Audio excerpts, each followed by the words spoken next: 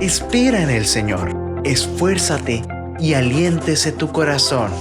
Espera en el Señor. Salmos 27, 14.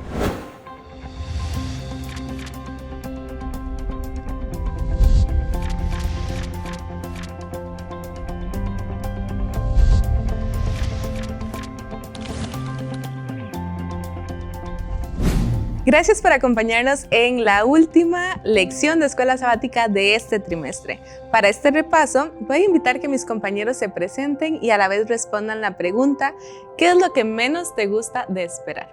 Mi nombre es Ciprián Mojora y al esperar la comida, así como me ven, me da muchísimo coraje y hambre. A mí me molesta de esperar porque siempre tengo muchas cosas que hacer. Y entonces cuando estoy esperando, siento que estoy perdiendo el tiempo que pudiera invertir haciendo cosas más productivas. Yo cuando me pongo de acuerdo con alguien y no llega a tiempo, pienso siempre que la persona tiene el asunto de que su tiempo es más importante que el mío. Y mi nombre es Oscar Castillo. Mi nombre es Ruth Badilla y a mí lo que menos me gusta es la incertidumbre. Tener que batallar con el no saber qué está pasando realmente me inquieta. Pero la lección de esta semana se llama Espera en el Señor. Para hablar un poco más, vamos a empezar con una oración. Oramos. Padre nuestro que estás en los cielos, te agradecemos por el privilegio que nos has dado de abrir tu palabra. Te agradecemos también porque tú nos enseñas cómo esperar en ti. Te pido que ese deseo, esa sabiduría de esperar nos acompañe a cada uno de nosotros y que esté presente en los hogares de todos los que van a ver esa lección. En el nombre de tu Hijo amado te hemos presentado nuestra oración. Amén. Amén. Hablando de esperar, agradezco los comentarios tan sinceros que nos compartieron, pero ¿les es fácil esperar? Porque de pronto mencionamos situaciones específicas, ponernos de acuerdo con alguien o estar en un restaurante, pero en la vida cotidiana, ¿consideran que les es fácil o les cuesta esperar?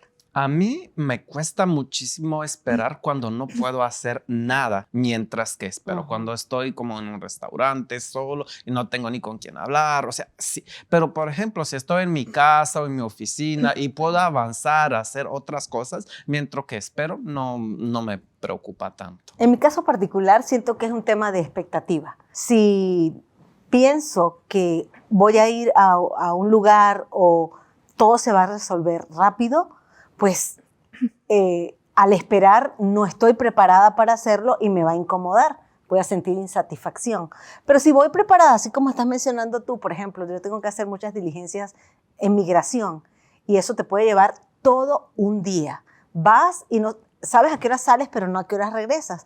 Esa espera, aunque me agota, no me desespera, porque ya yo voy preparada. La última vez incluso me llevé un libro para colorear, a mí me gusta mucho colorear, porque sabía que no podía usar el teléfono en esas instalaciones. Entonces, la preparación que yo tenga a la hora de esperar es la que hace que sienta menos fastidioso el proceso de espera.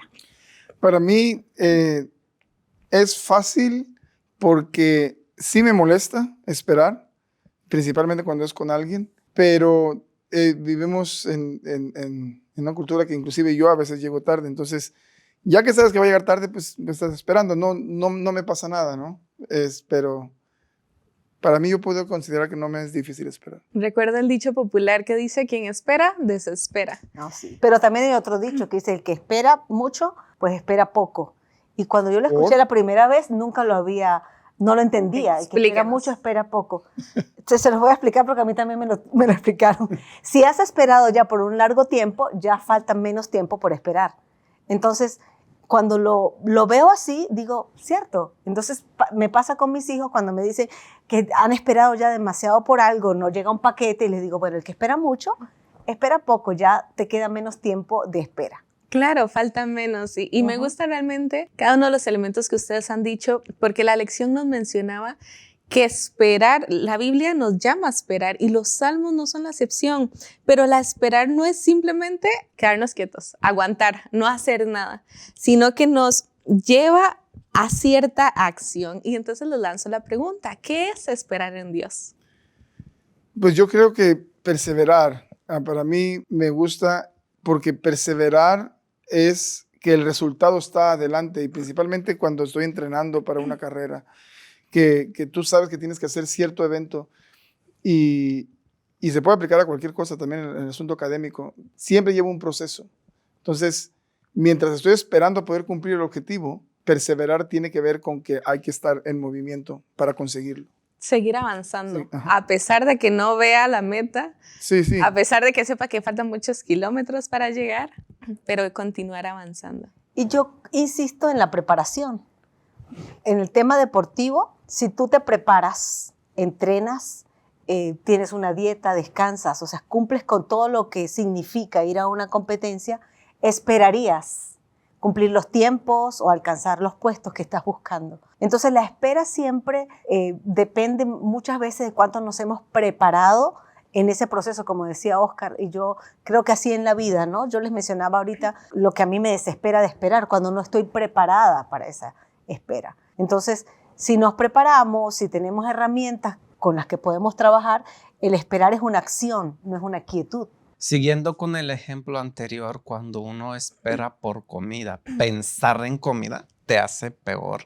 Pero en el contexto de la venida del Señor, mientras que nosotros lo esperamos a Él, anhelando, pensando en Él, nos hace más amena la espera y nos hace cumplir el propósito. Y en la Biblia, en el Salmo 63, da una ilustración muy linda que aquí la hemos visto muy práctica el verano pasado, cuando la tierra necesitaba agua y dice: mi alma tiene sed de ti, mi cuerpo te anhela, como tierra seca, agotada y sin agua. Ese anhelo nos conecta con esa meta final y hace que la espera sea mucho más corta o sea más pasajera. Pero me gusta la ilustración que nos daba Thais de cuando tiene que ir a ciertos lugares y se lleva los colores, porque la lección también nos recordaba que tenemos que estar actuando, no solo como estas preparaciones internas, sino acciones a nivel externo. Y nos hacía un llamado hacia la testificación, que nuestras acciones, nuestras obras puedan realmente ir contagiando a otros de ese anhelo de esperar, de esa perseverancia en la espera. Entonces es importante que nos hagamos la pregunta de ¿qué estoy haciendo de manera práctica para poder compartir con otros y ser un testimonio, un agente transformador en la vida de otras personas también? Y vamos a hacer una pausa para preguntarle al público lo siguiente. ¿Cómo te llena de esperanza el haber experimentado las obras de Dios en tu vida? Me da mucha alegría que hay alguna persona que se preocupa por mí y me ama incondicionalmente. Pues me llena de esperanza por parte de mis hijos, ya que los dos son milagros de Dios. Unas grandes historias que podemos contar de ellos. El haber visto a Dios en mi vida, obrando en el pasado, el verlo ahora en el presente, sé que en el futuro Él también estará. Y también al ver lo que dice la Biblia, las promesas y lo que hace en la vida de los demás, me asegura que también seguirá en lo que me resta de vida. Gracias a cada uno de ustedes por sus respuestas. Y continuamos. Estábamos hablando de esperar y en esta espera, en este mundo, nos podemos enfrentar a dificultades que de pronto nos desgastan, que de pronto nos acaban las fuerzas. Y el Salmo 131 nos puede dar una puerta de esperanza. Voy a pedirle a Oscar si puede leer estos 3 versículos. Dios mío, yo no me creo más que nadie, ni miro a nadie con desprecio. No hago alardes de grandeza, ni pretendo hacer grandes maravillas, pues no podría llevarlas a cabo. Más bien, me he calmado, me he tranquilizado como se tranquiliza un niño cuando su madre le da pecho. Estoy tranquilo como un niño después de haber tomado el pecho. Israel, pon tu esperanza en Dios ahora y siempre. Qué hermoso el darnos cuenta cómo Dios hace provisión para cada una de estas necesidades. Y me gustaría preguntarles qué quieren destacar de este salmo. La humildad, que nosotros debemos ser humildes ante todo. Esa es una de las principales enseñanzas que nos dejó Jesús al estar aquí en la tierra. y es una enseñanza que nos da utilidad para nosotros adquirir sabiduría, ser humildes. A mí ese salmo me recordó toda la historia de Job, sus lágrimas, sus tristezas, su desesperación, que en ese caso está ilustrada con la del niño, y el momento cuando él ve a Dios y Dios se le revela y dice que lo que puedo hacerme es callarme ante ti. Esa paz, esa tranquilidad que le dio a Job en medio de todo su sufrimiento, saber que Dios está a cargo de la historia del universo, en modo particular de su vida. Claro, y también resalta el tema del alimento sólido, que nos recuerda la Biblia que al final es hacer la voluntad de Dios. Así como Jesús decía, hacer la voluntad del que me envió, en nosotros también está. Y pues finalmente todo esfuerzo evangelístico que tenga que ver con el evangelio, con lo que tenga que ver con la espiritualidad, nos debe de conducir a una acción, la acción de testificar. Todo lo que nosotros experimentemos con Cristo va a ser una bendición para la gente que todavía no lo ha experimentado. Claro, y recordando esas bendiciones, avanzamos un poco más porque la lección nos hablaba acerca de las gavillas. Hay un salmo que menciona que el pueblo de Israel se alegraba cuando llevaba sus gavillas. Y tal vez ahorita nosotros esto no nos conecta tanto porque no tenemos una realidad tan agrícola de pronto.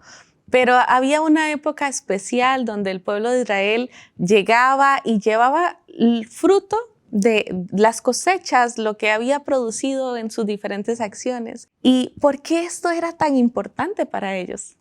Bueno, como mencioné en una lección anterior, mis recuerdos más bonitos son del pueblo de mis abuelitos. Y allá sí era un pueblo agrícola. Y a mí me ha tocado estar con mis abuelitos trabajando en el campo.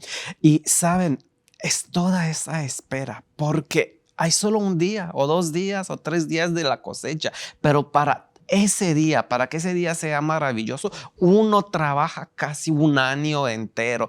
Porque para sacar el trigo, por ejemplo, allá ponen desde otoño, ponen en la tierra para que pase el invierno con todo frío adentro y empieza a salir para que apenas en verano, lo puedan cosechar. Igual con las uvas. Y siempre cuando están las frutas, el trigo, pues es la alegría de ver el fruto de tu espera, pero no solo de la espera, sino también del trabajo que uno lo hace mientras. Y que la tierra da sus frutos es una de las bendiciones más grandes de Dios hacia nosotros. Qué increíble y qué bueno es Dios. Y ahora me es inevitable recordar lo que nos enseñó la maestra Thais en su frase, porque esa espera, viéndolo así en cuestión de meses, el poder obtener el alimento cotidiano, tener que pasar por un proceso tan largo, no es sencillo. Y la lección nos recordaba que las pruebas actuales del pueblo de Dios se verán coronadas por el gozo de la salvación en el tiempo del fin. Qué maravilloso pensar que las circunstancias difíciles que pasamos hoy día va a llegar un momento en el que ya no van a existir. E incluso vamos a entender esos porqués y para qué de todo esto que estábamos pasando. Pero también uno puede ver el tema de la agricultura desde adentro, desde lo que siente una semilla. Si tú fueras una semilla y estar en un lugar tan oscuro y te pongan allí a pasar el invierno, donde no ves a nadie y de repente empiezas a romperte y empieza a salir de ti algo, y entonces cuando tú sientes que te estás muriendo, no te moriste por la oscuridad, pero entonces ahora te estás muriendo porque te estás rompiendo, pero es que comienzas a ver la luz y comienzas a crecer. Entonces yo cuando estudiamos el tema de la agricultura, lo puedes ver como el agricultor, pero también lo puedes ver como la semilla. Entonces, aunado a lo que tú estás diciendo, esperas para algo mejor. El dolor, el sufrimiento, la incomodidad de estar puestos los pies en un lugar que no es nuestro, es temporal, tiene un tiempo final. Va a haber un tiempo mejor. Claro. Y dentro de esa espera, como ya nos dimos cuenta que no es una espera inactiva, podemos llegar a cansarnos, y dentro de este proceso que nos mencionaba la maestra Thais que tenemos que pasar, desgasta. Yo no sé el profe, por ejemplo, cuando se prepara para esos maratones, ¿cuán Esas cansado cantatas. puede quedar? Solo en el proceso, digamos, antes de empezar un maratón, ¿cuántas veces experimenta usted cansancio? Hay una frase bien, que yo les recuerdo también a los muchachos que entreno para que corran, que es todo lo que sufres en el entrenamiento, lo vas a disfrutar en la carrera. Pero si no hiciste la preparación adecuada, es muy pesado la carrera, porque inclusive la gente que sí se preparó, te pasa y tú quieres llevarles el paso a ellos también, pero no hay manera, porque uno no se preparó de esa manera. Ahí es la verdad de la verdad. Ahí es la- Claro. Y qué bonito es darnos cuenta que Dios para todo hace provisión. Él sabe que nuestras fuerzas son chiquitas. Él sabe que después de 8 horas de una jornada de trabajo estamos anhelando descansar. Y dentro de esa espera está también el sábado. Qué bonito es darnos cuenta que podemos tener un descanso dentro de cada semana. Es que ni siquiera es como, no, espérense al final para descansar, ¿no? Cada semana podemos hacer una pausa y retomar el aliento. Y la lección nos llevaba a contemplar en el Salmo 92 diferentes aspectos que nos recuerdan no solo del sábado, sino en el tema de este descanso completo. Y me gustaría preguntarles si alguno quiere resaltar algo especial de ese salmo. Me gusta resaltar el poderío de Dios. Un Dios creador, un Dios que, como dice el Salmo 92:1, bueno es alabarte, Jehová, y cantar salmos a tu nombre, oh Altísimo, porque el Señor es el creador de todo. Anunciar por la mañana tu misericordia y tu fidelidad cada noche. Encontrarnos con el Señor y darle gracias por lo que nos ha dado, la respiración, el vivir, el poder despertarnos en la mañana, despertarnos en la tarde, el poder tener una pausa en la semana para tomar fuerzas. Es lo mejor que nos puede pasar. Creo que todo es un regalo de Dios. Yo he escuchado muchas veces de mis hijos decir, gracias a Dios, es sábado. Claro, y para continuar hablando sobre el Salmo 92, vamos a preguntarle al experto lo siguiente. ¿Qué gran esperanza se nos ofrece en el Salmos 92 y cómo podemos incluso ahora consolarnos con lo que dice? El Salmo 92 presenta algunas verdades muy importantes y nos habla acerca del sábado. De hecho, se llama el Salmo del sábado. Quisiera leer algunos versículos. El primero dice: bueno es alabarte, Jehová, y cantar salmos a tu nombre, oh Altísimo. El 2 dice: anunciar por la mañana tu misericordia y tu fidelidad cada noche. Pues bueno, está dedicado al sábado, decíamos.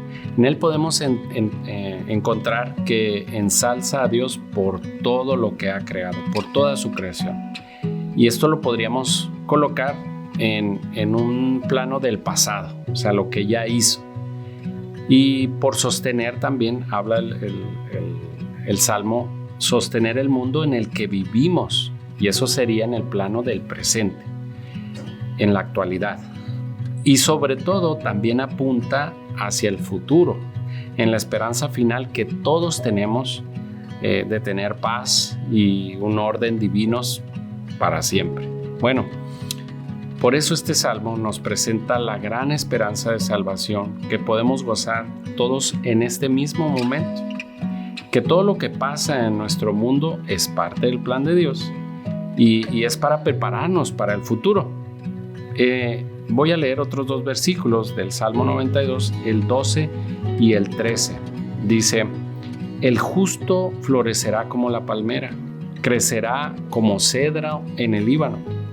Plantados en la casa de Jehová, en los atrios de nuestro Dios florecerán. Bueno, esto anuncia o apunta hacia el plano del futuro, ¿verdad? Lo que va a pasar. Que los justos, el justo dice que florecerá. Y de una forma poética nos dice, pues será muy prosperado, será muy feliz y podrá vivir por la eternidad. Qué hermoso, ¿no lo crees?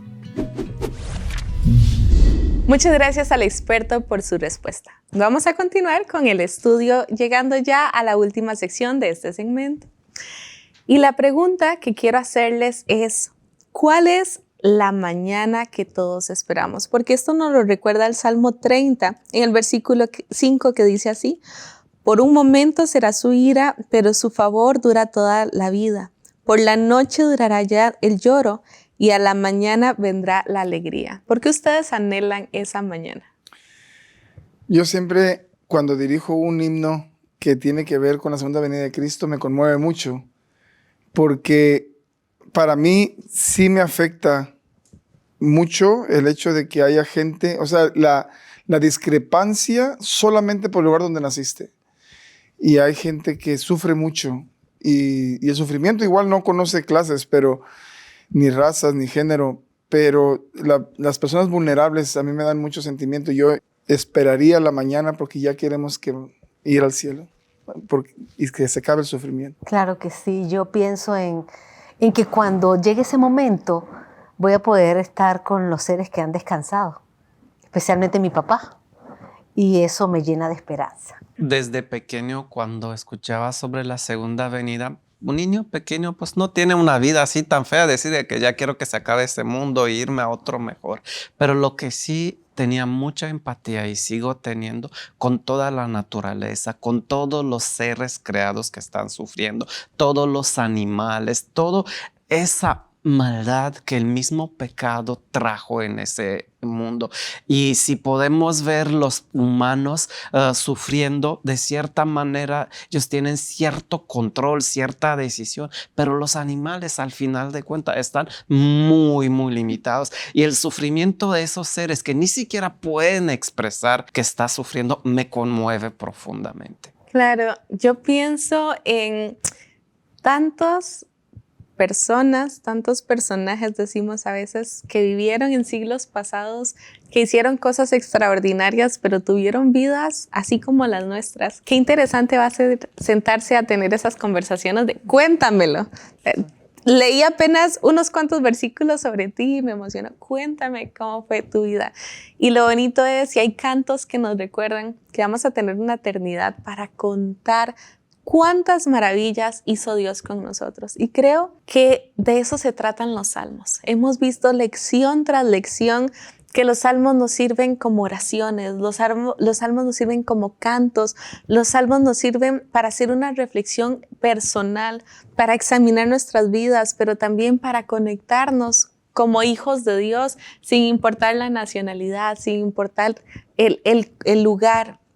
Y qué maravilloso ha sido estudiar cada una de estas semanas juntos. Pero yo sé que hay algunas personas de las que nos ven que tal vez se perdieron alguna lección, tal vez no estudiaron una semana.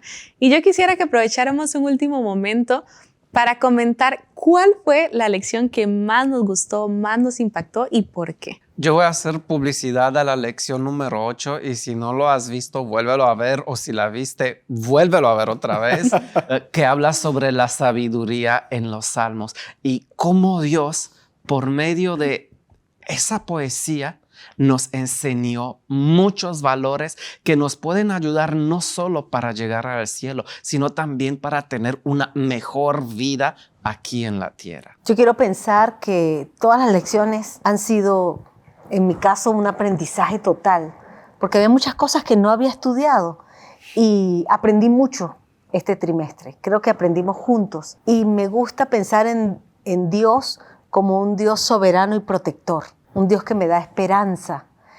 Cuando repasaba esta última lección, esa palabra esperanza la escribieron los autores como una llama. Y para que esa llama, todos sabemos que una llama puede apagarse. Y para que la llama de la esperanza no se apague, hay que alimentarla. Alimentarla del estudio, alimentarla con la oración, alimentarla con la acción del testimonio.